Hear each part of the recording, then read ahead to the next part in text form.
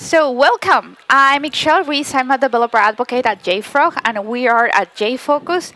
And in this particular moment, we're here with Marharyta. Yeah, hello. My name is Marharyta, and I am a software engineer at SonarSource. Uh-huh. Currently working on Java Analyzer and Kotlin Analyzer, and a bunch of other interesting languages. Nice. So, I know that your session is coming, like in a few minutes, hours. So, what is this about? Yeah, today I'm going to talk about Sonar Kotlin. Basically, a few years ago, like 2-3 years ago, the support of Kotlin in Sonar was on very poor level. Like where there were 40 stupid simple rules, like to do, fix me, track, and so on. And at one point, we decided that okay, it's time to invest more time in Kotlin, and we have to move on. And we faced a bunch of some obstacles, some challenges, because of the way how the analyzer was written, it was impossible to extend it.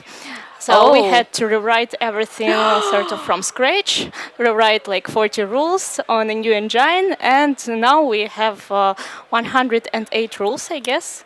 Yeah, and we can actually extend it more and more. And for now, I see that company has interest in Kotlin, so we are growing and trying to invest more time, more effort in Kotlin. So I'm going to talk about this and about all the challenges that we faced on our way. Okay, so the session is about rewriting this whole piece of software, and on top, like the new features that you will have for the analyzer of Kotlin. Yeah, exactly. Actually, that's super interesting because for both things, like the whole refactoring, well, rewriting, not even refactoring, and because of the topic. So, what makes you like? Why did you come up with this particular session? Because I was like working on this for a year and something.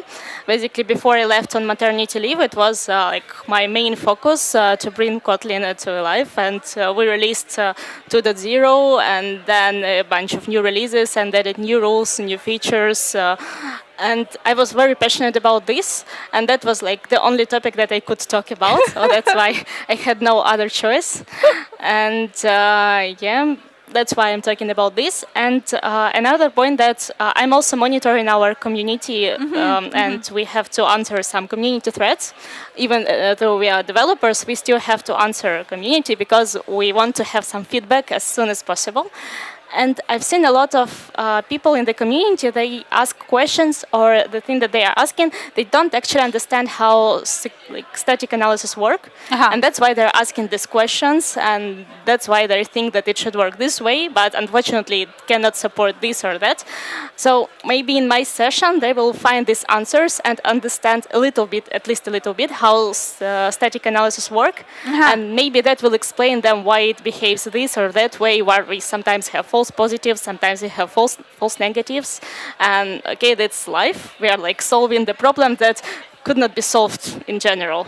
Yes. I mean, the inner complexity related to exactly the task makes it. And if people understand how it's actually done, maybe they can already answer some of those questions beforehand. Yeah, sure. So what do you think people are more interesting about a static code analysis in Kotlin? What has been like in your experience? You mean like in whether they're interested in general or which specific topics or static analysis, or in general? Let's put it like that, because sometimes, I mean, it's about rules, and sometimes rules can be like don't use, or some of the rules are super used or have more positives, or they provide the most feedback to the users. That's hard. That's hard to say. Yeah, yes, it's okay. Because like there are sometimes some advanced rules. They bring much value, but they are not triggering a lot because, for example, people are not using these features a lot. Like coroutines, we have a bunch of rules about coroutines. They're really advanced, so you really need to like use use coroutines and use some specific flavor of this, and then you can like shoot yourself in the leg. And we try to report these issues.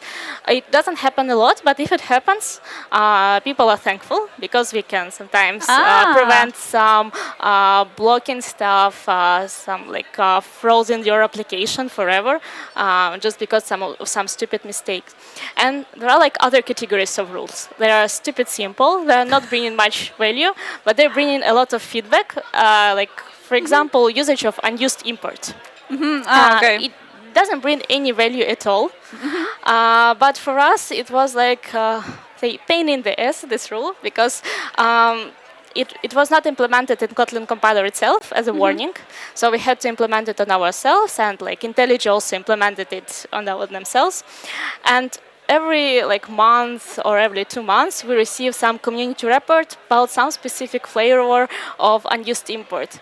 Because it's not just looking at the names, because in Kotlin you can have named imports, you have overloaded operators, so even accessing what's written in the import, it's not exactly how it's used. So you cannot map it one-to-one. You have to have, like, say, workarounds. And the recent interesting problem that we faced with unused import was a method of toList. Because in Kotlin, there is a toList extension method on stream. So it can convert stream to list. In Java, for a long time, it was just you have to collect, collectors to list. And then in Java 16, toList method appears. And it looks like when you're using Java 16, people are actually like using Java method to list instead of Kotlin extension method. And because of wrong Java version that was picked up by our analyzer, we reported this import as unused, but that was used. That was like very specific flavor, very specific case, and that was really hard to debug, to understand what's going on, because like you see everything is correct, the rule works correctly, and that was just the matter of configuration.